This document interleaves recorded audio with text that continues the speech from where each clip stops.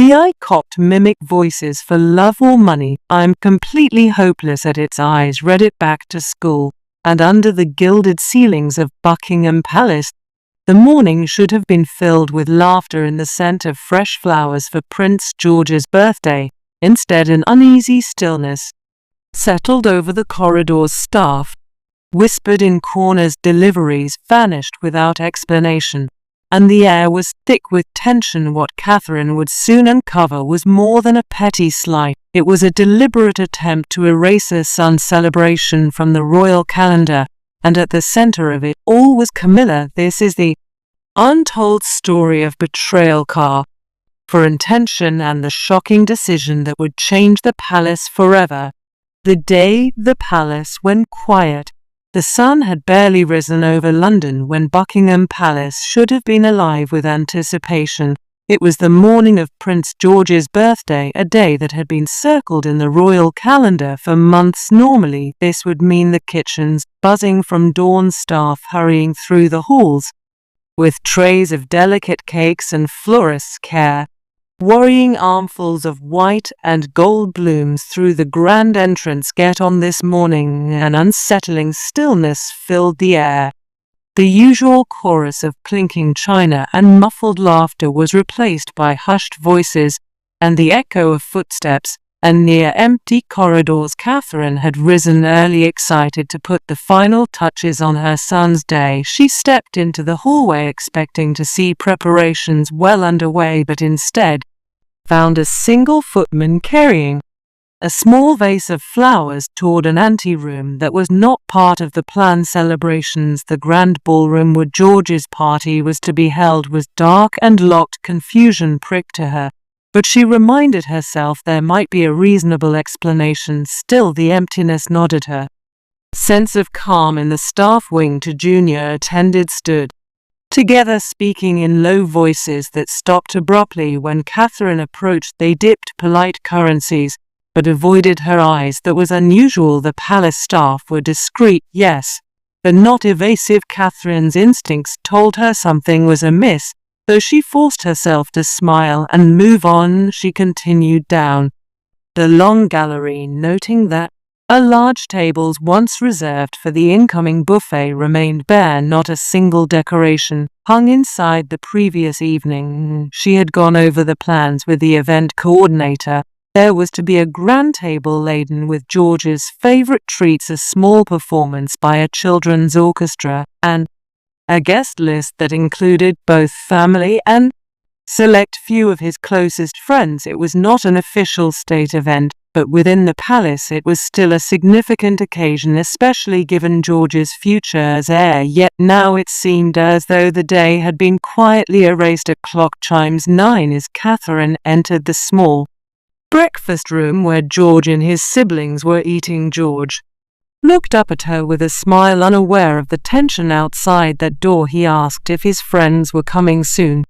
Catherine reassured him they were, though in truth she was no longer certain. She kissed the top of his head, concealing the knot forming and her chest. Back in the hallway, she spotted the head of household staff. His steps faltered when he saw her approaching. Catherine as calmly if there had been any changes to the day's arrangements. His pause was only a fraction of a second, but it was long enough to confirm her suspicion. He muttered something about scheduling issue and hurried away. Catherine stood there, the morning light streaming through the tall windows, her mind racing. Something deliberate was happening, and she was determined to find out who was behind it. A celebration years in the making. The strangeness of the morning only felt sharper because of how much thought had gone into this day. Prince George's birthday was not just another family occasion. It was a carefully planned celebration meant to mark his growing role within the royal family. For months, Catherine had worked closely with a small trusted team to make sure every detail reflected both tradition and the boy's unique personality. It was to be a balance of formality and warmth, a day where George could be the center of attention without the weight of the crown pressing too heavily on his young shoulders. The grand ballroom had been chosen as the heart of the event, a space big enough for children to play yet dignified enough for the royal photographs that would inevitably circulate in the press. White roses and pale gold ribbons were to line the walls, echoing the colors used at his christening. The menu was a blend of royal favorites and George's own requests, from delicate cucumber sandwiches to miniature burgers made just for him, a chocolate cake tall and gleaming under layers of glossy gunner. She was to take pride of place at the center table. Invitations had gone out weeks in advance. Family, close friends, and a few of George's schoolmates had all confirmed their attendance. The orchestra had been booked to play a mix of classical pieces and a theme song from one of his favorite adventure films. It was, in every way, an event designed to be remembered not only by those in the room but also by the millions who would see the photographs and feel the pulse of continuity in the monarchy. That was what made the morning's eerie emptiness so jarring. Catherine could still picture the planning sessions where laughter and filled the room. His ideas were tossed back and forth. She remembered George's excitement when she told him about the orchestra, his face lighting up as he imagined the sound of the music filling the palace. She had even involved him in choosing some of the decorations, letting him feel part of the day rather than simply being presented with it. And yet, as she wandered the hallways now, the evidence of all that preparation was gone. No florists arranging roses, no orchestra rehearsing in the music room, no trace of food making their way toward the ballroom. It was as if the day had been quietly dismantled in the hours before dawn. Her thoughts returned to the head of household staff, and his evasive answer. Catherine had been in the palace long enough to know that such abrupt changes never happened without someone's authority behind them. There was no chance that this had been a simple oversight or a mix-up in scheduling. As she stood in the empty ballroom doorway, her hand resting on the cold brass handle, Catherine felt a chill run through her. The air smelled faintly of polish and nothing else. The celebration that had been months in the making was on the brink of disappearing, and someone had wanted it that way. Whispers in the corridors. Catherine lingered in the doorway of the ballroom, the silence pressing against her like a weight. The emptiness seemed almost staged, as though the absence of preparations was meant to send a message. She turned away, determined to piece together what had happened, and began walking toward the older wing of the palace where most of the planning staff worked. The long corridors were usually alive with movement, but today they felt like a maze of secrets. She caught fragments of hushed conversations that stopped abruptly whenever she drew near the service staircase. To junior attendants were speaking quickly and low tones, their voices taut with urgency. One glanced over her shoulder, saw Catherine, and immediately straightened. Both offered polite smiles, but there was a nervousness in their eyes that betrayed them. Catherine asked if they knew where the floral arrangements had gone. They exchanged a quick look before one of them murmured that there had been a change in plans and the flowers had been redirected. When she asked why, the answer was vague and unconvinced. Going further along, she passed the open door of the kitchens. Usually the air would be thick with the aromas of baking and roasting, but now it was quiet save for a few clatters of pots. The head chef was nowhere in sight, and the few staff present seemed busy with entirely different menus. Catherine asked one of the sous chefs if they were preparing for the birthday luncheon, but he hesitated, glancing toward the doorway before admitting in a low voice that the order had been cancelled late the previous night. The word struck her like a blow. Cancelled. There had been no call to our, no consultation, no reason given. She pressed him for more information, but he quickly busied himself at the counter, avoiding her gaze. That was when she felt the unmistakable sensation of eyes on her. Turning slightly, she caught sight of a senior aide at the far end of the hall, watching her with an unreadable expression before disappearing around the corner. It was becoming clear that this was not a case of simple disorganization. Someone had moved swiftly and quietly to dismantle the celebration without alerting her. In a household as regimented as the palace, such a coordinated change could only happen with authority from someone high up. The question was why, and who would have a motive to strip away something as innocent as a child's birthday? As she made her way back toward her private quarters, Catherine felt the weight of the palace's history pressing in. These halls had seen power plays and rivalries hidden behind polite smiles for centuries. The whispers she had overheard were not just idle gossip, they were pieces of a puzzle, each one hinting that this was far more personal than she had first imagined.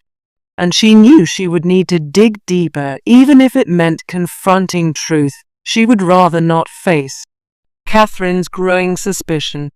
By the time Catherine returned to her private sitting room, the unease that had begun as a faint prick in her stomach had hardened into something colder. She moved to the window overlooking the gardens, hoping the familiar sight of the manicured lawns might steady her thoughts. Instead, she noticed the absence of any outdoor preparations.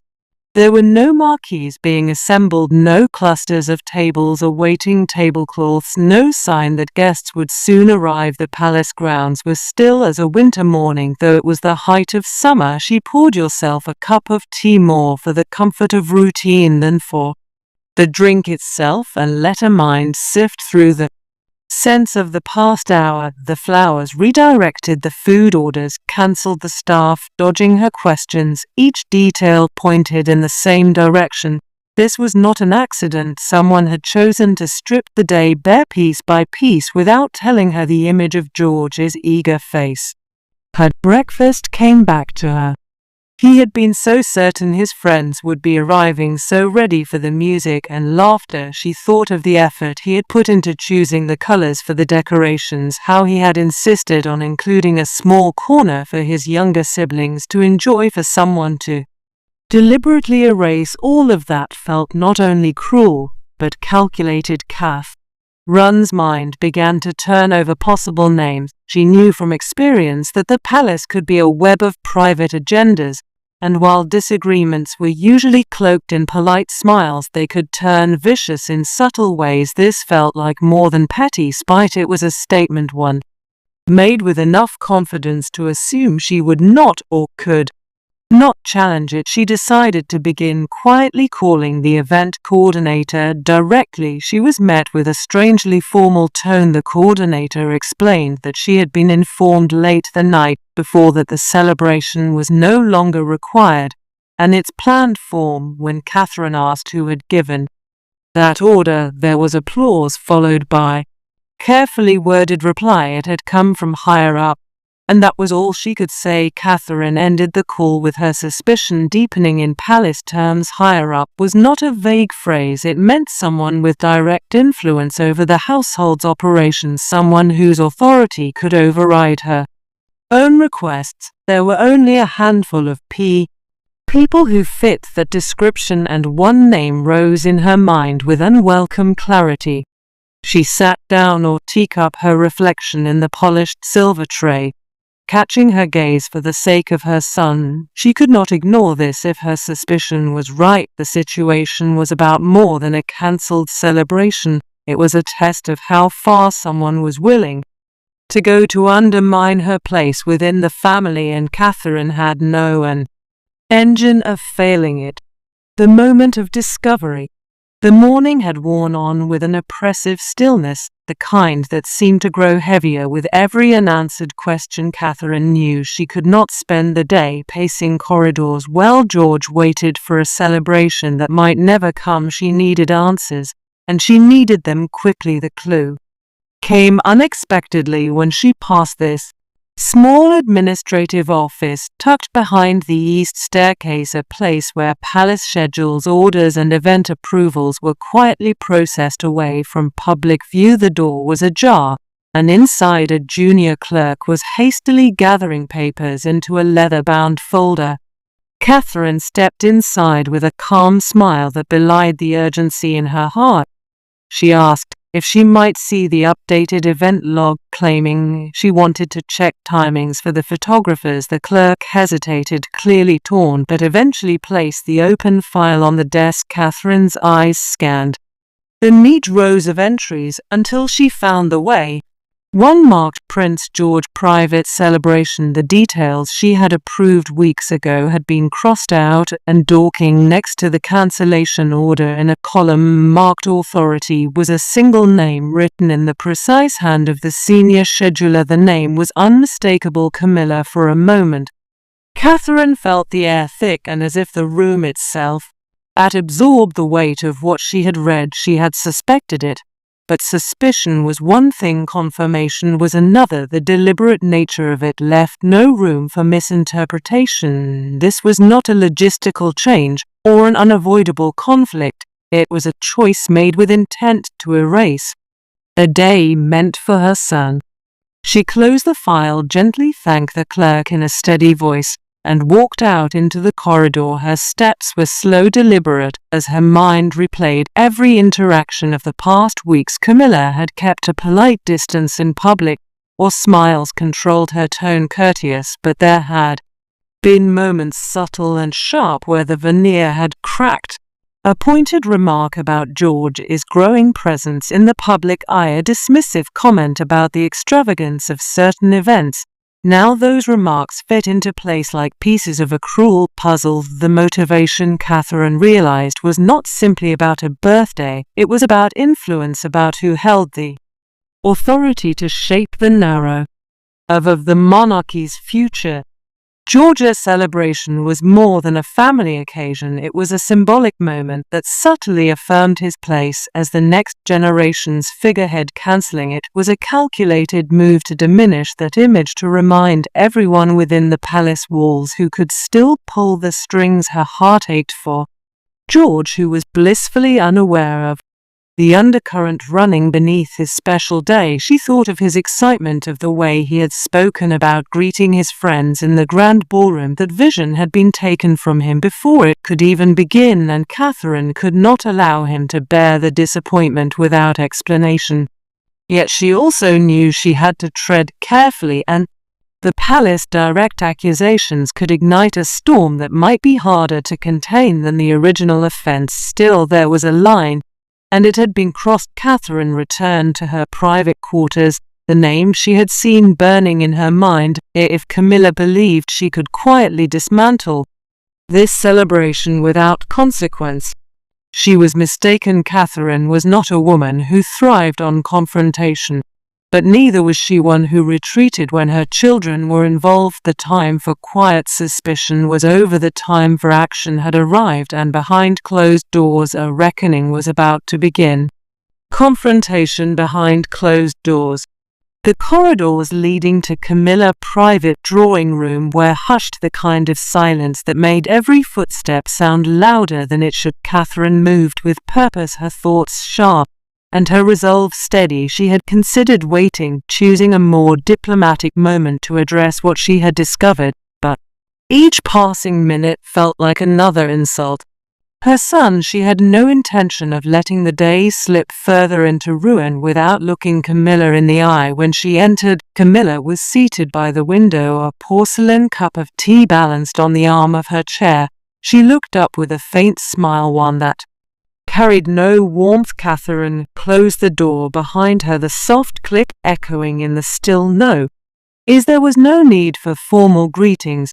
She went straight to the point, asking why the arrangements for George's birthday had been cancelled without her knowledge. Camilla, his expression did not shift. At first she sipped her tea before setting the cup down, her voice calm as she replied that certain events in the palace calendar needed to be streamlined. It was, she claimed, nothing personal, simply a matter of priorities. The explanation was so deliberately mild that it almost dared Catherine to push harder. Catherine's tone remained even, but there was steel beneath it. She told Camilla she had seen the order herself, her name written clearly beside the cancellation. The air between them seemed to tighten for the first time. Camilla, I've lost their famed softness. She leaned back in her chair for words now tinged with something sharper. She remarked that it was unwise to raise a child to expect such for every milestone, that the monarchy's image was better served by modesty than spectacle. It was not just the words, but the measured way they would delay that made Catherine's heart beat faster. This was not about logistics or even frugality. This was about undermining her influence and chipping away at her son's place in the public consciousness. The dismissal of the event was a message, and it was being delivered now with calculated clarity. Catherine refused to let the conversation drift into vague principles. She reminded Camilla that George was not simply a child of the family, but the future king, and that moments like these were not indulgences but part of his public life. She spoke firmly without raising her voice, but every sentence was weighted with the quiet authority of a mother protecting her child. For a long moment they held each other's gaze, neither willing to yield. The air in the room felt heavy, as if the centuries of palace rivalries had condensed into this single exchange. Finally Camilla broke the stare, lifting her cup again, as though the matter were closed. Catherine understood the gesture for what it was: a refusal to admit fault, coupled with the certainty that her influence still reached deep into the palace's machinery. But Catherine left that room with a different certainty. She would not allow this to stand. Whatever moves Camilla had made in the shadows, she was prepared to answer them in the light. The quiet war between them had just stepped into open ground, and Catherine intended to win. The king's impossible choice. News of the confrontation did not take long to reach King Charles. In a palace where even the softest whispers travelled quickly, it was inevitable that someone near Camilla's private quarters would relay the scene to the king's aides. By late afternoon, Charles requested Catherine's presence in his study, room lined with dark oak shelves and portraits of monarchs whose reigns had survived storms, both public and private. When Catherine entered, he was standing by the window, hands clasped behind his back, the weight of his position etched into the lines of his face. He invited her to sit, but his voice carried a hesitation that told her this would not be a simple discussion. Catherine, so still steady from the morning's confrontation, relayed everything she had discovered. She spoke plainly about the cancelled orders, the evasive staff, and the confirmation of Camilla's direct involvement.